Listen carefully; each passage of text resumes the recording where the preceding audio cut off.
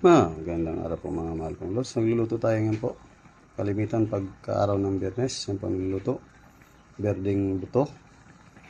Lagyan po natin isang pirasong buto-buto. Yan po. Karing baboy. So, maya-maya po. Sarap po niyan pag bukang-buka na yung yung berding butong yan. Mamaya lalagay natin to. Sa katinastang bawang. Lagyan natin hipon. Yan. Sarap niya, no? Dito sa bandang kaliwa naman po natin tayo nagsasaing. Yan po. Sinaing po yan. Pagka kumulo po yan, tinitigil ko po yung kanyang gatong. Malapit na po siyang kumulo. Tapos pagka nasipsip na ng bigas yung ganyang sabaw, iin-inin ko na po yan. Yan, umigit po lang 10 minuto po. 10 hanggang 15 minuto po. Ganun po pag tinigil natin yung gatong yung pagkakumulo na. Mga 10 minuto po. Malamang sa malamang po,